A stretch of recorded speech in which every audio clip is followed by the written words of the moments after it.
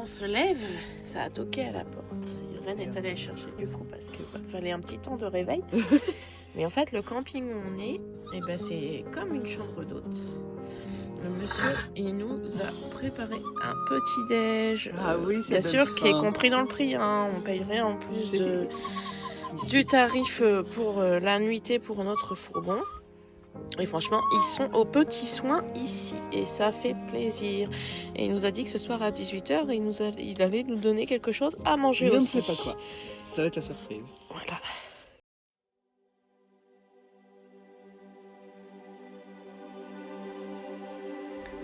Bienvenue à toi sur notre chaîne de voyage. Nous sommes une famille de 3 filles. Moi, Noémie, ma femme Irène et notre fille Rosie. On voyage avec nos 2 chiens, Viking et Sushi. On est parti en juillet 2025 avec notre fourgon pour un tour d'Europe avec un rêve en tête.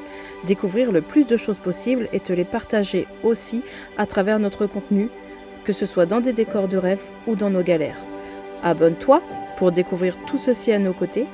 Merci de nous aider à poursuivre notre passion en nous donnant de la visibilité. Aujourd'hui, on est le 14 février, on se réveille à notre 2e jour dans ce petit camping roumain qui était avant un ranch. Mais le monsieur a dû vendre tous ses chevaux à cause du confinement. Et donc, il en a fait un lieu d'accueil super sympa. Et je me suis dit que j'allais vous filmer ça. Parce que on n'a pas eu cet accueil quand même partout. En fait, là, il a fait un endroit pour les gens où, le soir, quand on est arrivé, il nous a fait un feu de cheminée ici. Il avait mis le canapé devant la cheminée, on avait pu se réchauffer au feu de bois. Et voilà, et quand il y a du monde, l'été, les gens se retrouvent ici pour manger. Et vous avez tout ici, vous avez la salle de bain et vous avez, si vous voulez, de quoi cuisiner. C'est une cuisine professionnelle. Et voilà, et il nous a accueillis hier matin avec le petit-déj.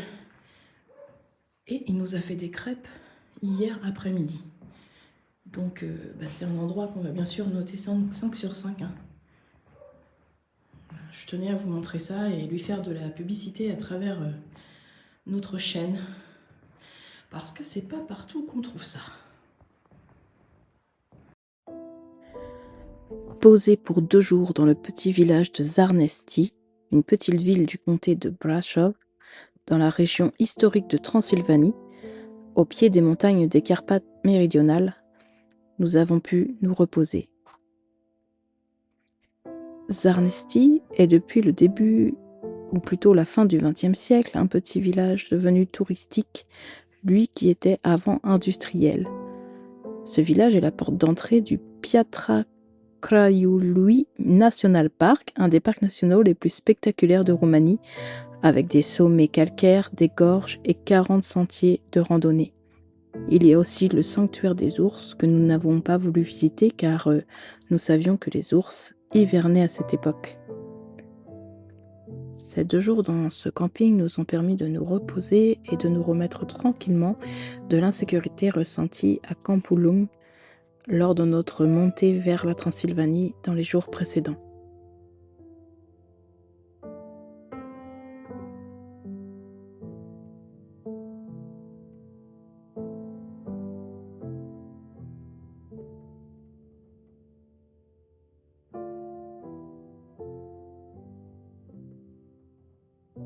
Voici notre hôte qui nous ramène encore le petit déjeuner du matin. Nous reprenons la route le cœur léger et nous sommes ravis de découvrir les montagnes sous le soleil du matin.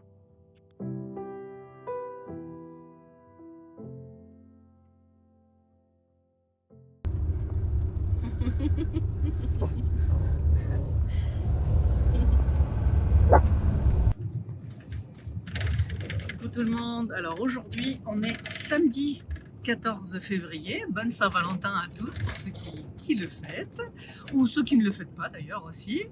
Alors on vient de repartir de notre petit camping à Zārnești, là où on était pendant 2 jours, on s'est très bien reposé, notre hôte était aux petits soins pour nous, on a eu droit au petit déjeuner les 2 matins, on a eu droit au goûter, enfin voilà, on repart avec le cœur rempli d'amour et et de bon accueil roumain en tout cas. Donc là on a fait le plein à Lidl qui était à 5 minutes en voiture du lieu.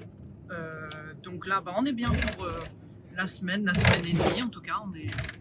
On est chargé en victuailles, donc on repart et En direction de Sibiu. en direction de Sibiu. On va faire une halte cette nuit, juste après. Et on va remonter le lendemain aux mines de Turda. De Turda, exactement, avant de passer la frontière hongroise dans quelques jours. Et là, on est vraiment au cœur de la Transylvanie parce qu'on vient de passer des forêts. Alors, je vais essayer de vous montrer ça. Mais Des petits villages. des petits villages et on voit les forêts en fond et c'est très mignon. On n'est pas loin d'une réserve naturelle et on sait que l'été, il y a des ours. C'est magnifique par ici. Malheureusement, ils hivernent en ce moment. C'est On peut-être n'en pas plus mal. verra C'est peut-être pas plus mal pour nous. J'avoue, je ne saurais pas trop comment réagir face à un ours. On a déjà vu pas mal d'animaux sur notre chemin, mais il faut y aller doucement, quoi. Le soleil aidant, au travers ce chemin, nous avons beaucoup apprécié découvrir les paysages pittoresques de la Roumanie, entre montagnes majestueuses et nature préservée. Cette première expérience de traversée nous a donné envie d'y revenir, probablement à une saison plus propice pour la van life, pour profiter pleinement de toute la beauté du pays et pouvoir aller un peu plus en hauteur dans les montagnes, là où les routes ne seraient pas fermées aux camping-cars et où nous pourrions davantage faire de nuitées sauvages sans avoir à ce que ce soit sur un camping, un parking ou un bord de route. Malgré tout, pour une mi-février, nous sommes conscients d'avoir énormément de chance, de pouvoir pas mal avancer et d'être sous un ciel ensoleillé, ce qui n'est pas toujours le cas. Et si nous avions de la neige ici, ce qui aurait pu être totalement possible, nous aurions avancé beaucoup plus lentement et avec beaucoup plus de difficultés. On a quand même le regret sur ce trajet de croiser plein de champs, plein d'espaces où nous sommes dit que nous aurions pu dormir à tel ou tel endroit. Mais à cette saison, c'est impossible. La Roumanie est connue pour avoir un sol très argileux et vous vous embourbez à la moindre occasion. On a donc fait le choix de choisir toujours des spots au cœur de village, sur des sols goudronnés, ce qui a enlevé un petit peu au côté pittoresque et charmant de l'aventure. Mais ça, nous le savions aussi. Encore une fois, c'était le fait de voyager en hiver qui nous amenait à ça.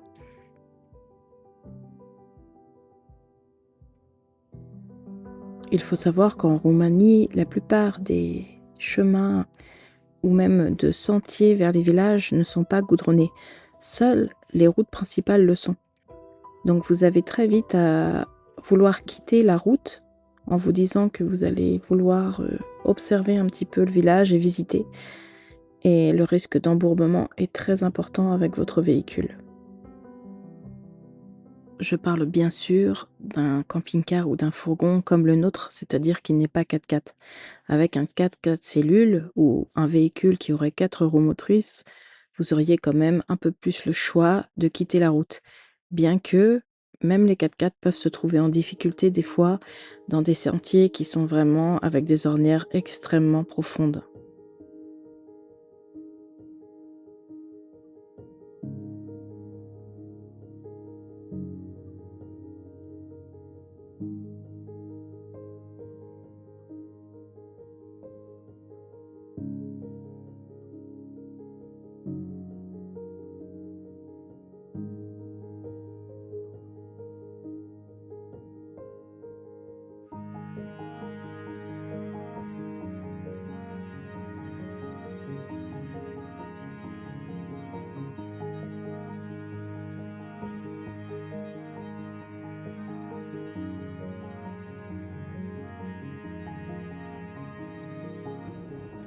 Bon, alors là, on repart du village de Bradu. Les chiens sont hystériques. On a acheté du fromage. J'ai acheté, ouais, les petits vendeurs là, vous savez, qui sont en bord de route. Voilà, ici, on a du fromage en rouge. Roumanie avec on voit plein de petits bergers depuis tout à l'heure. Voilà, regardez. Hop, la petite étiquette, elle m'a donné la dame. Le fameux fromage. Regardez-moi ce beau fromage. J'en ai eu pour 65 lei. Les deux, Ouais. C'est des vendeurs comme ça. qu'on voit en bord de route. Voilà, c'est mis au frais et en fait on peut s'inviter et passer directement les petits bergers quoi. Regardez-moi ce beau fromage, regardez. Ça c'est traditionnel, on dirait un gâteau, mais non, c'est du fromage. C'est du fromage. Et là, il y en a un qui est un peu plus ancien. Lui, il est jeune. Et lui, c'est un fromage un peu plus ancien. Et au niveau du goût, c'est plus intéressant celui-là. Mais c'est bien d'essayer aussi celui-là. Alors par contre, je ne peux pas vous donner les noms. Ils sont là. Mais voilà, c'est très bon. On va essayer ça ce soir. Il y a des camions de partout ici. Ouais, il y a des petits vendeurs de partout.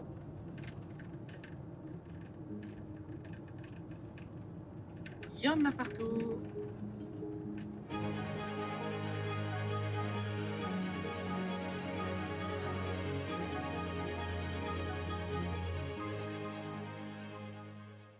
Alors là, on s'est arrêté dans le petit village typique de Cristiane. Je ne sais toujours pas si ça se prononce comme ça. Juste après la ville de Sibiu. C'est une halte parce que demain on va à Turda visiter la mine. Si c'est ouvert en cette saison, etc. Mais normalement oui. Donc on va voir ce que ça donne. Et puis ben là, comme on s'arrête pour la nuit, je tenais à faire un petit tour du village pour vous montrer un petit peu l'ambiance. Les maisons colorées, ils aiment beaucoup les couleurs ici. Il y a du vert, du jaune, du orange. Enfin voilà, vous allez voir tout ça.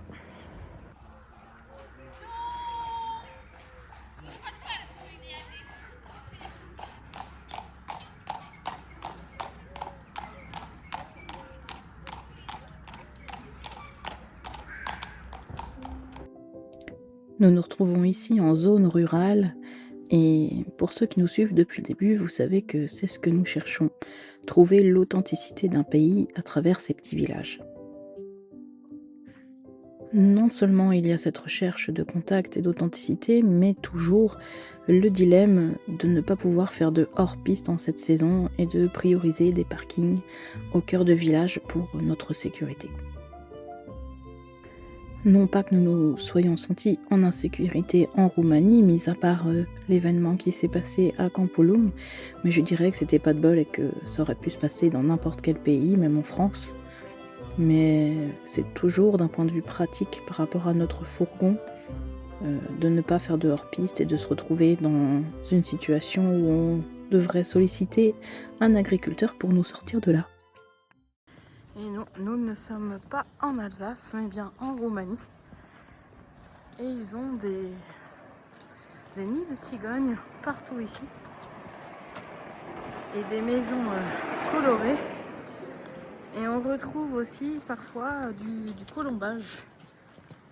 Je me suis renseignée parce que je voulais savoir pourquoi on trouvait dans les pays de l'Est du colombage.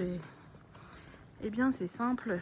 Comme il y avait une grande partie forestière sur toute l'Europe, notamment l'Europe de l'Est, bah c'est juste que c'est le plus simple en fait. C'est le plus simple, c'est le plus solide, c'est aussi le bois, ce qui résiste bien à l'activité sismique, parce qu'il faut savoir qu'ici, en Roumanie, il y a une activité sismique, il peut y avoir des séismes. Donc voilà, c'est pour ça qu'ils mettent du bois pas mal au niveau de leur fondation et de leur construction de maison. Aujourd'hui, on est le 15 février.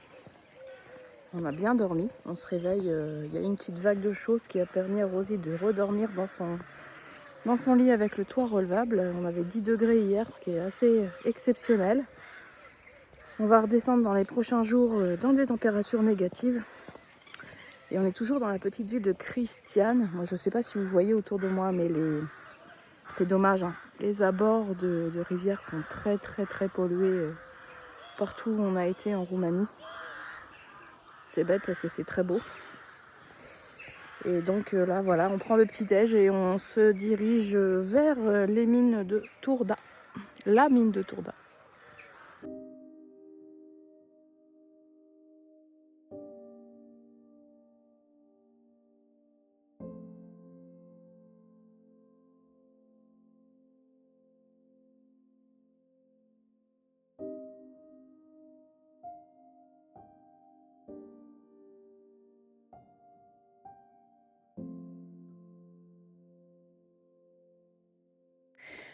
Le temps n'était pas parfait ce jour-là. Malgré tout, si on avait pu, on se serait arrêté toutes les 10 minutes sur le coin de la route pour faire des photos et faire voler le drone.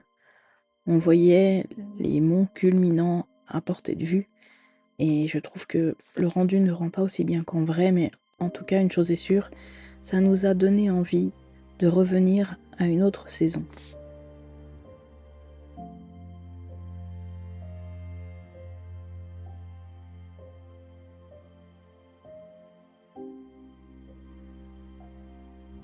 Nous voici arrivés à Tourda sur un petit parking de bord de route. Je pense que c'est là qu'on va dormir cette nuit avant de repartir. Et là on s'est mis là parce que c'est gratuit et après on va sécuriser le camping-car sur le parking payant de la mine qui est juste derrière là-bas. Le petit dôme que vous voyez avec, il y a quand même pas mal de voitures. Il y a du monde. Et eux, ils viennent pour leur santé parce qu'apparemment, c'est bénéfique pour les poumons. Donc on va voir tout ça, on mange et après on se dirige là-bas pour pouvoir laisser les chiens sans crainte dans le fourgon, le temps de faire la visite toutes les trois. Et puis on va vous filmer tout ça.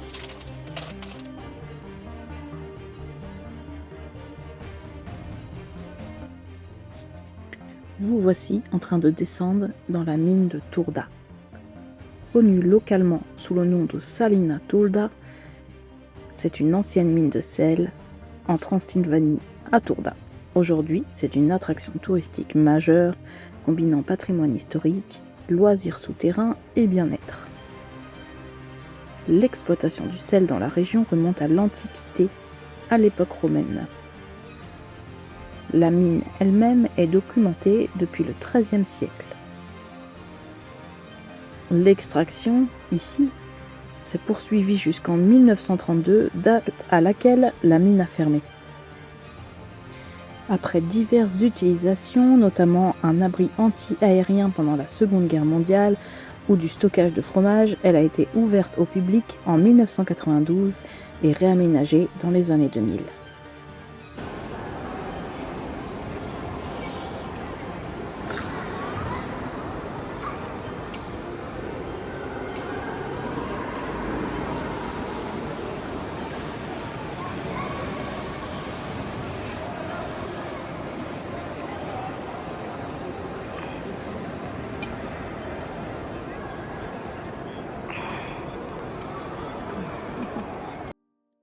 La Salina Tourda est considérée comme un lieu de bien-être, principalement grâce à son microclimat souterrain particulier. On y trouve un air très pur. À plus de 100 mètres sous terre, l'air est très pauvre en polluants et allergènes, sans bactéries ni poussière, et riche en particules microscopiques de sel. Cela crée un environnement respiratoire plus sain que l'air extérieur. L'halothérapie, donc la thérapie par le sel, libère de fines particules dans l'air. Les visiteurs respirent cet air salin, ce qui peut dégager les voies respiratoires, aider en cas d'asthme ou soulager certaines affections ORL.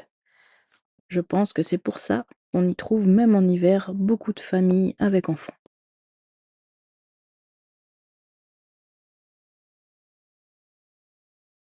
Bon, et bien là on est dans la pièce principale. Alors la mine en elle-même est impressionnante et plutôt jolie, mais après ici, ils en ont fait une simple aire de jeu. Donc il y a beaucoup d'enfants, etc. J'imagine que l'été c'est très très bruyant parce que ça résonne énormément. Et on a l'impression d'avoir déjà fait le tour quoi. Donc là on a payé 47 € pour nous trois. Alors il faut savoir que c'est plus cher le week-end, ne faites pas avoir parce que nous on savait pas. On est dimanche aujourd'hui. Mais ouais, on a l'impression d'en avoir très vite fait le tour. On va voir parce qu'apparemment il y a une salle basse où il y a encore quelque chose à voir. Mais bon, là, C'est vite fait quoi. Très vite fait. Ouais. Il y a de l'eau au fond, c'est incroyable. Hein. Là, on croirait que pourtant c'est comment dire, de la... Tout ça, c'est du sel quoi. C'est du vide, alors que c'est de l'eau quoi. Oui. L'eau, on la voit même pas tellement qu'elle est noire.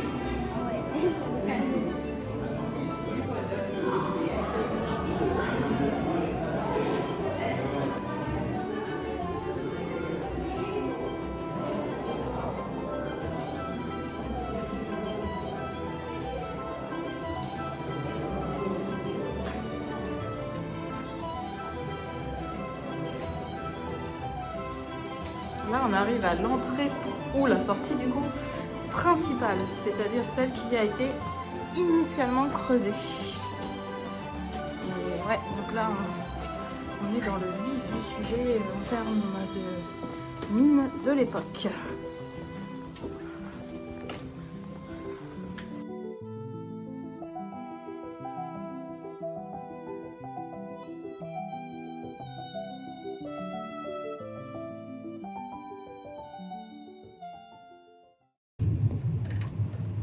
Ça y est, la visite des mines de sel de Turda, c'est fini. Sentiment un peu mitigé. Alors oui, impressionnant par sa hauteur, impressionnant par sa profondeur, impressionnant quand même de se demander comment tous ces hommes ont fait pour creuser cet endroit, tellement c'est profond. Mais à part ça, il n'y a pas plus d'explications sur le comment, pourquoi la mine a été créée. Et surtout, c'est un endroit, comment je pourrais dire ça, je dirais déjà touristique, mais aussi fréquenté par des enfants en fait. Ouais, par les locaux. Par les locaux, parce qu'en fait, ils ont fait des aires de jeu dans la mine. C'est ça, ils ont fait des aires de jeu, donc on voit clairement que les locaux viennent comme si ils venaient à Disney le dimanche en gros. À Disney ou au parc, quoi. Mais à côté de ça, vous êtes lâchés là, il n'y a pas de guide, il n'y a personne à qui parler, rien du tout. Et en gros, il y a 2 salles quoi. Enfin, après, c'est plutôt bien indiqué là où il faut aller, mais c'est oui, vrai que. Mais moi, je trouve que. On s'attendait à autre chose, quoi. quoi. 47 €. Ouais. On est resté 1h30 et encore parce qu'on a bu un café. Ouais. Moi, je trouve ça vraiment trop cher payé pour ce que c'est, quoi. Oui, là, t'as l'impression qu'on paye la rénovation de l'ascenseur et. Ouais. Ouais, voilà. Ou l'entretien, on va les dire. mines de Turda, franchement, si vous êtes de visite en Roumanie, vous ne voilà. sentez pas obligé de le faire. Voilà, si vous voulez le faire, faites-le, mais c'est pas. C'est pas le truc du siècle. Ouais, ça fait plus attraction touristique qu'autre chose, quoi. C'est ça, c'est une attraction touristique. Ouais. Non, mais dans le sens où avec voilà, tous les enfants, si vous vouliez un peu de calme ou autre, si vous vouliez un endroit avec vraiment que des mines et... Non, là, c'est vraiment... Ça résonne énormément. Ouais, il n'y a que des enfants, quoi.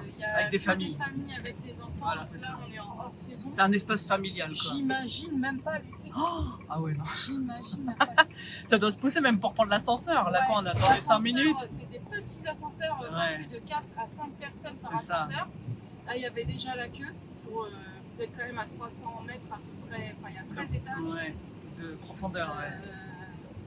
J'imagine pas en pleine saison, quoi. Donc après, oui, c'est sûr, on n'a pas ça en France. Non. La mine en elle-même, ce qui a été fait, c'est joli, mais oui. Mais après, même la partie initiale du tunnel, ça, c'est vrai que c'est impressionnant, quoi. Ouais, mais après, c'est vrai que si on doit comparer au prix qu'on a dépensé, pour moi, c'est trop cher. Par rapport à Bran, par exemple, là je trouve que Bran, ça vaut peut-être plus le coup. Après, est-ce que c'est le fait que ça soit connu et que du coup, Bran, effectivement, le château de Dracula, il y a toute cette histoire tout autour. Mais ouais, on a trouvé quand même plus Bran intéressant que là, la mine de sel pour le coup. Voilà, c'est notre sentier. C'est reparti pour le brouillard. C'était où la dernière fois qu'on a eu du brouillard? C'était en Roumanie, non? Au tout début, à notre arrivée, je crois, avec la neige. Ah voilà, ça faisait longtemps. On n'y voit plus rien. C'est costaud.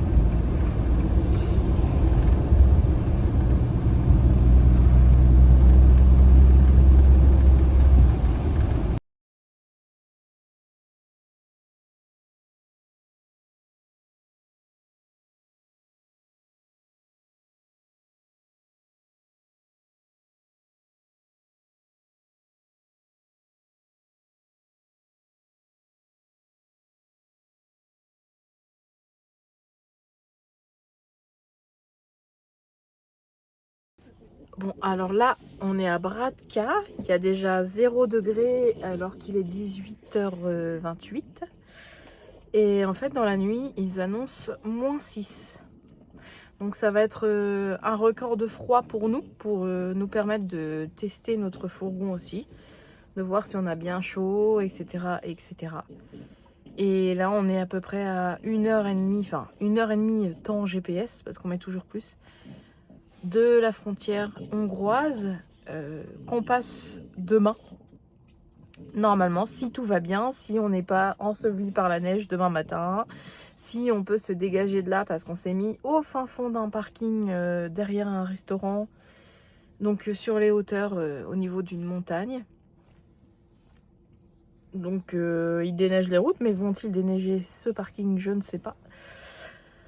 Donc voilà, on verra demain si on vous dit qu'on est en Hongrie, c'est que tout s'est bien passé. Si on doit rester quelques jours de plus en Roumanie pour attendre que ça fonde, on vous le dira aussi. Voilà, et puis si on n'est pas morte de froid dans la nuit, vous le saurez aussi.